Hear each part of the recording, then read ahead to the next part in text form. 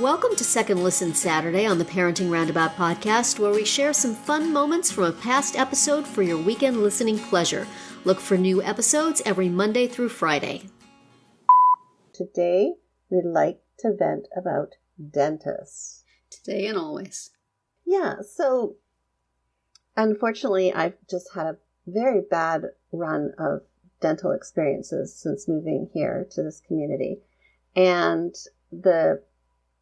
I had some dentists that were very questionable. And then we found this one particular dentist that we used for the last couple of years, and we really enjoyed them, and they were a lovely group. However, they went ahead and gave my son a root canal, but did not tell us that they no longer accepted our insurance. Oh, no. So, I was just, going along tickety-boo, like everything, like nothing had changed, but apparently it had. And so that was a bit shocking to get the bill for that. And so then we needed to find a new dentist because I'm sorry, as much as I like them, I need you to take my insurance. That's a big difference. Yeah. So then we found this new doctor, and he's lovely office, very modern, TV in the ceilings kind of thing. And went in for clean, and it was okay. The hygienist she's young, inexperienced. But then last week, I realized that I had what I thought broken my tooth. And so I went in to see him. Well, it turns out it was the tooth that I'd had the root canal on, but never had capped, never put a crown on. So the tooth was just disintegrating. So of course that involved some immediate fixing, which meant needles, and I have a strong aversion to dental needles. Ew. And so I told him that, and I said, just so that you know, and I'm not like, you need to put a lot of numbing on. Like, I've had lots of bad experiences, and it just terrifies me, anxious, and I just feel a lot of pain. I just seem to, no matter what dentists do, there's just I feel a lot of pain when you use the needles. Mm-hmm. And he literally said, don't be such a baby. Oh, man. That is not what you want to hear from your dentist. I know.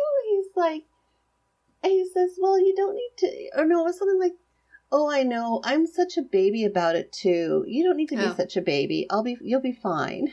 Oh, well, that's a little better, but still. Comparing me to being a baby about things, I'm sorry. I'm like a, middle-aged woman who knows, has had enough experience. I'm older than you, buddy. Yeah, and you don't really want to have your dentist have such a cavalier attitude towards pain and fear.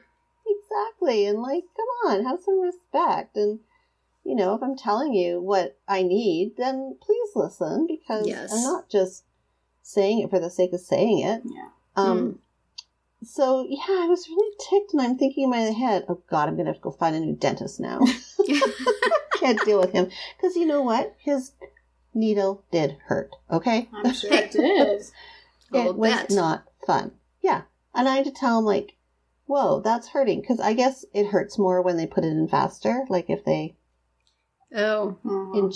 So if it's hurting, it's because they're injecting you quite quick, with the whatever it is. So they have to go slow, and a lot of dentists don't do that. So anyway, I had to stop him. I'm like, slow down, slow down. With your mouth hanging open, so you can't talk. Yeah. He has the potential. He just needs a few more years to just, well, hopefully you can develop some compassion in that time. Yes, be nicer. Okay, honestly, the dentists are just the worst. I had the experience years and years ago where I would go for cleanings, and I could just not help but weep during the cleanings.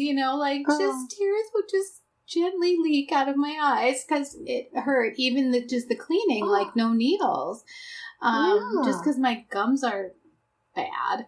And finally, one of the hygienists said to me, we could give you some Novocaine gel on your gums. Yeah. And I was like, yes, please, let's do that. Like, why has no one told me this in the last 10 times I've been here? Oh, yeah. Because that made a huge difference. I don't seem to need it anymore, but for a while, it helped so much. It's just gel, and it just, so it doesn't hurt going in. The last dentist I went to, one of the reasons why I loved it was because the hygienists use this mix of probably Novocaine and some other stuff, and they call it Pink Lady. And it's a mouthwash, and you just swish it around your mouth for a couple minutes, spit it out, and you don't feel a thing during your cleaning, because the cleanings can be pretty brutal. Yeah. So, but this new dentist doesn't have that. So, one more strike against him. You need to pack your own Pink Lady when you come to the dentist. Right? Oh, man. And Terry, now you finally... I've had such a dental saga over the last 6 or 7 years. We went to the same dentist for many years, really liked him, really liked his practice, everything was great. And then at this one visit, the dental hygienist was sort of I don't know, I got a bad vibe from her, and she decided that I had a tooth that needed to be pulled, and she mentioned it to the dentist, and he went, yeah, okay. And I'm like, well, that's not the way I want this to happen. Whisper in the dentist's ear and have the dentist tell me in a very authoritative way, for this reason, and this reason, you need to get your tooth pulled. Because the tooth wasn't bothering me. It's just hanging out there.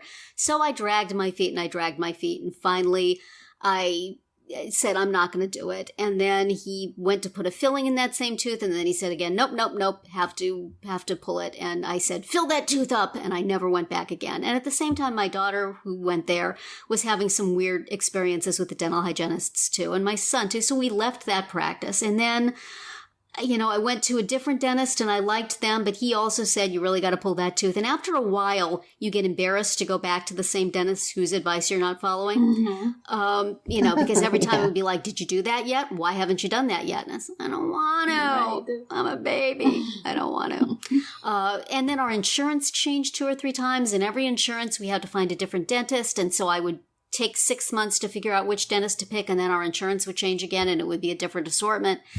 So finally, we're on this dental HMO, and I went to a dentist for that, and he didn't tell me to pull the tooth. He barely looked at my tooth. He kind of cleaned them perfunctorily and said, your teeth look fine. Bye. So I thought, well, this doesn't seem promising, and the selections for the HMO weren't very good. And the tooth started to feel kind of funny in another place. So I think it either cracked in a second place, or if the filling that the guy had hastily put in fell out. So it's like, it's probably getting to be time. It's getting to the point now where it's hanging over my head. What day is it going to decide to go? Is it going to be while I'm at Special Olympics out of town? Is it going to be on my birthday? What day is it going to decide to cause me unbearable pain? So I said, okay, my sister-in-law recommended a dentist she had gone to who hadn't been really gung-ho about tooth pulling, but she's not on this HMO plan. So I said, you know what? I'm just going to pay as I go. I'm going to go to this dentist. If I like her, I'm going to go to that and I'm going to pay for it. I'm going to get a nice dental oral surgeon, and I'm going to pay for that. This is just what I'm going to do for me. So I went to that dentist, and she predictably said, oh yeah, you got to pull that tooth. It's all decayed. So I got a referral from her for an oral surgeon. I got an x-ray to go to the oral surgeon. I called the oral surgeon. I made an appointment, and I'm like, you know what? It's going to cost me money, but this is what I do. I have to find a place I'm comfortable. I have to find a place I'm good, that I know is going to be nice, that isn't going to be a guy with a pair of pliers in the back of a Winnebago, because that's what I expected from the HMO. And then I find out that this very nice oral surgeon is in fact covered by the HMO. Yay. However, only if referred to by your in-network dentist. So the referral from my out-of-network dentist, not covered. In order to get it covered, which would be like $12 for the tooth extraction, which I'm guessing it would not be for paying full price. But to do that, I have to go back to this other dentist and say, hey, I have this tooth. Why don't you take a look at it? What do you think? Think it needs to be pulled? Take an x-ray of it, will you? And refer me to this exact guy to whom you do not need to know I've already made an appointment.